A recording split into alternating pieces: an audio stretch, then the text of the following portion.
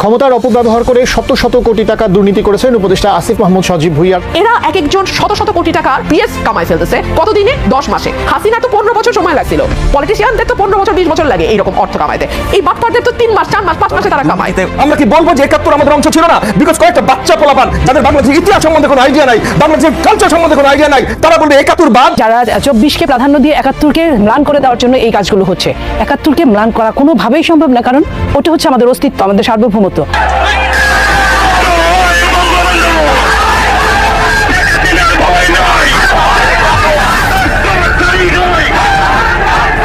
দেখেন ভাই, এই এনসিপি কে পেটানোর যথেষ্ট কারণ আছে, তাই না? এরা বর্তমান আসলে মিথ্যা দিয়ে বাংলাদেশের মানুষকে আপনার চোরকির মতো মনে করে ঘুরে যাচ্ছে।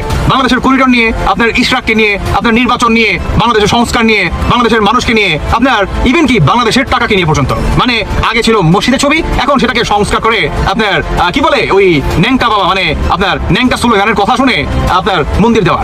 এই হচ্ছে বর্তমান আমাদের বাংলাদেশের অবস্থা।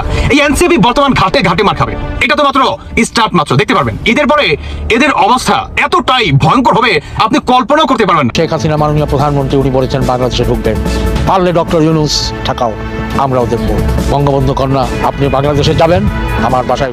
সম্মানিত দর্শক, ঈদ শেষ না হতে আওয়ামী লীগের কঠিন অ্যাকশন শুরু হয়ে গিয়েছে। দর্শক, এই ভিডিওতে আপনারা দেখতে পাবেন এবার এনসিপির নেতাকর্মীদেরকে কঠিন গণদোলায় দিচ্ছেন আওয়ামী লীগ এবং ছাত্রলীগ সাধারণ জনগণ মিলে। দর্শক, তারা দৌড়ে পালাতে বাধ্য হচ্ছেন। দর্শক, এই ভিডিওর মাধ্যমে দেখলে আপনারা রীতিমতো অবাক হয়ে যাবেন। ঈদের পরের দিনে আওয়ামী লীগ এবং ছাত্রলীগের যে তাণ্ডব, সেই তাণ্ডবে ডক্টর ইউনূস কিন্তু ইতিমধ্যেই ঘাবড়িয়ে গিয়েছে। দর্শক, এই ভিডিওর মাধ্যমে রয়েছে আরও কিছু তথ্য যা দেখলে রীতিমতো আপনারা চমকে যেতে বাধ্য হবেন। তাই ভিডিওটি ধৈর্য সহকারে দেখবেন। চ্যানেলে নতুন হয়ে থাকলে সাবস্ক্রাইব করে রাখবেন। পরবর্তী ভিডিওর জন্য লাইক করে দেখতে থাকুন সম্পূর্ণ ভিডিওটি। সময় লাগছিল, পলিটিশিয়ানদের তো 15 বছর 20 বছর লাগে এইরকম অর্থ কামাইতে। এই বাটপারদের তো 3 মাস 4 মাস 5 মাসে তারা কামায়। পলিটিশিয়ানরা কম দক্ষ। রাজনীতিবিদদের খামাখা গালি দিয়ে লাভ নাই। অরাজনৈতিক সরকার তো আসলো একই রকম লোভী, একই রকম দুর্নীতিগ্রস্ত, একই রকম মিথ্যাবাদী, একই রকম মানে। এবং রাজনৈতিক সরকার অন্তত জিনিসপত্র ম্যানেজ করতে পারতো, law and order situation manage করতে পারতো, সাধারণ মানুষের জীবনযাত্রা আজকে যে নাভিশ্বাস হয়েছে সেটা হতো না। এরা তো সেখানেও অদক্ষ, মিথ্যাবাদী, মানে লোভী, দুর্নীতিগ্রস্ত। দুর্নীতিগ্রস্ত বলছে এই কারণেই যে এখন আবিষ্কার হয়েছে নতুন তত্ত্ব, উপদেষ্টারা ফেরেশতা, পিএসরা ইবলিশ। কি ফানি কথা, তাই না? অথচ চিন্তা করে দেখেন, পিএস এর জন্য সুরঞ্জিত সেনগুপ্তকে কালো বিড়াল তকমা নিয়ে অত্যন্ত মানে মানে কি বলবো, হিউমিলিয়েশনের মধ্যে তার জীবনের শেষ দিনগুলো তাকে পার করতে হয়েছে। তখন কিন্তু বাংলাদেশের জনগণ তাকে ক্ষমা করে নাই। আর আজকে এইসব উপদেষ্টা যাদের কোনো রকম পলিটিক্যাল ব্যাকগ্রাউন্ড, ফ্যামিলি ব্যাকগ্রাউন্ড কিছু নাই, এরা এক একজন শত শত কোটি টাকার পিএস কামাই ফেলতেছে কতদিনে? 10 মাসে। হাসিনার তো 15 বছর সময় লাগছিল, পলিটিশিয়ানদের তো 15 বছর 20 বছর লাগে এইরকম অর্থ কামাইতে। এই বাটপারদের তো 3 মাস 4 মাস 5 মাসে তারা কামায়।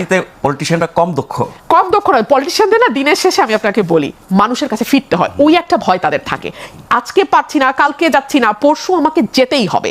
দেশ থেকে তো পলিটিক্যাল পার্টি বিলুপ্ত হয় না, দেশ থেকে তো পলিটিক্যাল পার্টি নাই হয়ে যায় না। সুতরাং তার অ্যাকাউন্টেবিলিটিটা কোথাও না কোথাও গিয়ে আরো অনেক বেটার ওয়ার্ক করে। আরেকটা বিষয়, এরা কিন্তু জনবিচ্ছিন্ন। এরা এখন আসছে বাংলাদেশে, 2 দিন পর চলে যাবে আমেরিকা, চলে যাবে লন্ডন, চলে যাবে সিঙ্গাপুর। আপনি এদের টিকিও খুঁজে পাবেন না। কিন্তু আমাদের তো ভাই যাওয়ার জায়গা নাই। পলিটিশিয়ানদের তো পালিয়ে যান, দেখলাম তো আমরা। আবার ফিরে তো এদের তো আর ফিরার দায় নাই, এদের তো আর ফিরার দায় নাই। তার মানে রাজনীতিবিদদের যে দোষ নিয়ে আমরা সারা জীবন কথা বলি, এখন অরাজনীতিবিদদের একই অবস্থা দেখছি। তাহলে এটা কি আমাদের জাতিগত সমস্যা? আমাদের জাতিগত সমস্যা নাজম ভাই। আমি আজকে একদম মানে আমি যখন এই বাজেটটা দেখলাম, আমি যখন এই মুক্তিযুদ্ধের ইয়েটা দেখলাম, আপনি আমাকে বলেন এই যে নতুন নতুন ইস্যু তৈরি করা কেন, কি কারণে নিয়ে যাওয়া? অ্যাবসলিউটলি। এই খেলাটা হাসিনা আমাদের সাথে 15 বছর খেলে নাই, আমরা কি এই খেলা জানি না? এই খেলা আমরা দেখি নাই? যখন রাজনৈতিক দলগুলোর সঙ্গে আপনি দ্বিতীয় দফা বৈঠক করছেন ঐক্যমতে আসবার জন্য, তাই না? এবং এই ঐক্যমত থেকে যে সভা হলো, সেখান থেকে বেরিয়ে মাহমুদুর রহমান মান্না বললেন ওনারা হাসেন সুন্দর করে, কথাও সুন্দর বলেন, কিন্তু কোনো কনক্লুশনে ওনারা পৌঁছান না। কারণ কনক্লুশনে পৌঁছলে কোনো প্রশ্নের জবাব দেন না। আপনার মাইন্ডের বাইরে থাকবে ঈদের পরে এদের অবস্থা কি পরিমাণ ভয়ঙ্কর হয়। এই সরকার দেখেন প্রতিটি জায়গায় জায়গায় মিথ্যাচার, মিথ্যাচার মানে মিথ্যাচার। এই আপনার কি বলে ছাত্র দল আর হচ্ছে ছাত্রলীগের কাছে মায়ের কেন খাইলো এই এনসিপিরা? মায়ের খাওয়ার প্রথম রিজন হচ্ছে এরা আপনার জেলায় জেলায় গিয়ে মানুষকে বলতেছে যে আওয়ামী লীগ যে কাজ করছে বিএনপি ঠিক একই কাজ করবে, অতএব আপনারা ভোট দিবেন না। কাকে দিবেন না? আপনারা বিএনপি কে ভোট দিবেন না। ভোট দিবেন কাকে? এনসিপি কে, এই সমন্বয়কারীদের। তাহলে নতুন বাংলাদেশ দেখতে পারবেন। এটাই কি মায়ের খাওয়ার জন্য যথেষ্ট কথা না? বলেন এই রাজাকারদের মানে কত বড় স্পর্ধা মানে বিএনপিকেও দিবেন না, আওয়ামী লীগকেও দিবেন না, দিবেন কাকে? এই এনসিপি কে, এই রাজাকার গোষ্ঠীদের। তো পেটাবে না কি করবে? ঈদের সালামি দিয়ে দিছে, ঈদ সালামি এটা, তাই নয় কি? বিএনপির যুবদল মানে যুবদল আর ছাত্রলীগ একত্র হয়ে এদেরকে ঈদের সালামি ঈদের আগেই প্রদান করে দেয়। আমাদের বাংলাদেশে আপনার মানে ঈদের আগে বিশেষ করে যারা আমরা ৭১-কে বিশ্বাস করি, সেখানে যদি আমার মনে হয় সার্জিস থাকতো, ওই হয়তো বা মানে আল্লাহ ভালো জানার অবস্থা কি হইতো। মানে দেখলেন তো তাদের হাতে যেই সমস্ত দেশি অস্ত্র, দেখলেন না? মানে ভাই এই অস্ত্রর কাছে আপনার জামাত কন, হিজবুত তাহরির কন, তারপরে শিবির কন, এনসিপি কন, সমন্বয়ক কন, কেউ কি পাত্তা পাবে বলেন তো? যেভাবে লাঠি সোটা নিয়ে আপনার গ্যাসের ভাই ভাবা যায়। বর্তমানে আপনার এই সমন্বয়কদের আসলে বাংলাদেশে দেখবেন একটা পর্যায়ে এমন একটা দিন হবে, মানে করুণ একটা অবস্থা হবে এদের। এরা বর্তমানে আপনার মানে যেভাবে আওয়ামী লীগকে সরাতে চাইছে, ঠিক সেভাবে মানুষজনের আপনার মানুষকে গুগল বুঝিয়ে আপনার ভোট কালেক্ট করা যে ধান্দাটি, এটিতে তারা সাকসেস পায়নি বা পাওয়ার তারা চেষ্টা কিন্তু চালাচ্ছিল। দেখেন ভাই, গতকালকে সার্জিসের কি পরিমাণ নাটক। আপনার বাংলাদেশে নাকি শেখ মুজিবুর রহমানের নাকি কোনো ভূমিকা ছিল না, তিনি নাকি যুদ্ধই করেনি, তিনি নাকি সশরীরে নামে নাই। মানে সার্জিস আশা করছিল শেখ মুজিবুর রহমান আপনার লুঙ্গি কাঁচার দিয়ে মাঠে নেমে যুদ্ধ করবে বন্দুক হাতে নিয়ে, তিনি এইভাবে আশা করছিল শেখ মুজিবুর রহমানকে দিয়ে। যাই হোক, সেই প্রসঙ্গে কালকে আমি অনেক কথা বলছি। এখন কথা হচ্ছে আজকে যে এই সমন্বয়কদের বেধর পেটাইলো আপনার যুবদল আর হচ্ছে ছাত্রলীগ, এই ঘটনা আমাদের বাংলাদেশে ইতিহাস হয়ে থাকবে। মুক্তিযুদ্ধ, বঙ্গবন্ধু, বাংলাদেশ, এই তিনটার উপরেই আজকে যদি মুক্তিযুদ্ধ আমরা না করতাম, আজকে এই বাংলাদেশকে আমরা ফিরে পেতাম না। দুঃখের বিষয় বলতে গেলে কি, এই স্বাধীনতার সময়ও জাতির পিতার ৩২ নম্বরের বাসা কেউ ধরতেও সাহস পায় নাই, ৭৫-এ কেউ সাহস পায় নাই, পরে যতগুলি সংগ্রাম হয়েছে কেউ সাহস পায় নাই। কিন্তু এই ২৪শে আগস্ট মাসে বঙ্গবন্ধুকে শাহাদত করা হয়েছিল, সেই মাসে বঙ্গবন্ধুর বাসাকে গুড়িয়ে দেওয়া হয়েছে, বঙ্গবন্ধুর নামকে উড়িয়ে দেওয়া হয়েছে, বঙ্গবন্ধুর যে বাংলাদেশের যে টাকা যেখানে বঙ্গবন্ধুর ছবি ছিল সেটাকে উড়িয়ে দেওয়া হয়েছে। আমি বলবো সবাই মুক্তিযোদ্ধারা, আমরা যারা দেশ স্বাধীন করেছি বঙ্গবন্ধুর নেতৃত্বে, আওয়ামী লীগের নেতৃবৃন্দ যারা বিদেশে আছেন, যুবলীগ, ছাত্রলীগ, শ্রমিক লীগ, মহিলা আওয়ামী লীগ, স্বেচ্ছাসেবক লীগ, কৃষক লীগ, এক হয়ে আমাদেরকে আবার আরেকটি মুক্তিযুদ্ধ করে দেশকে পরাধীনতা থেকে স্বাধীন করতে হবে। ডক্টর ইউনূস আগামী 10 তারিখে লন্ডনে যাচ্ছে। ডক্টর ইউনূস এখানে কিন্তু সারা পৃথিবীর রাষ্ট্রপতিদের দাওয়াত দেওয়া হয়েছে। ডক্টর ইউনূস রাষ্ট্রপতিকে বাদ দিয়ে উনি প্রধান উপদেষ্টা হিসাবে লন্ডনে উনি যাচ্ছেন। আমাদের সেনাবাহিনীকে অনুরোধ করব, মুক্তিযুদ্ধে আপনারা আমাদের সাথে ছিলেন এবং সেনাবাহিনী আপনাদেরকে আমি রিকোয়েস্ট করব, আপনারা ইউনূসের এইসব কাজের জন্যে এবং উপদেষ্টা কাজের জন্য আমি এখান থেকে রিকোয়েস্ট করব, আপনারা ইউনূসকে আপনারা গ্রেফতার করুন এবং তাকে বিচারের আওতায় আনুন। এবং আরেকটি কথা, বঙ্গবন্ধু কন্যা জননেত্রী শেখ হাসিনার বাসা ভেঙে দেওয়া হয়েছে, ৩২ নম্বরকে শেষ করে দেওয়া হয়েছে। আমাদের সবাই অন্তরের ভিতরে বঙ্গবন্ধু আছে, ৩২ নম্বরও আছে। আমার বাবার বয়স ছিল ৪৫ বছর, শহীদ ডক্টর আশরাফ আলী তালুকদার আমার বয়স ছিল 18 বছর, তখন আমি মেডিকেলের প্রথম বর্ষের ছাত্র। আমার সামনে আমার বাবাকে হত্যা করা হয়েছে এবং হত্যা করার আগে বলা হয়েছে, বল শেখ মুজিব তেরা বাপ হ্যায়। আমার নাম শেখ মুজিব পুরা বাংলাদেশ কো ফাদার হ্যায়। তারা বলেছিল তো হিন্দু কা বাচ্চা হ্যায়, কাফের কা বাচ্চা হ্যায়। তারপরে আমি বলেছিলাম বিসমিল্লাহির রহমানির রহিম লা ইলাহা ইল্লা আনতা সুবহানাকা ইন্নী কুনতু মিনাজ জালিমিন। তখন তারা গুলি করে আমার সামনে আমার বাবাকে হত্যা করা হয়।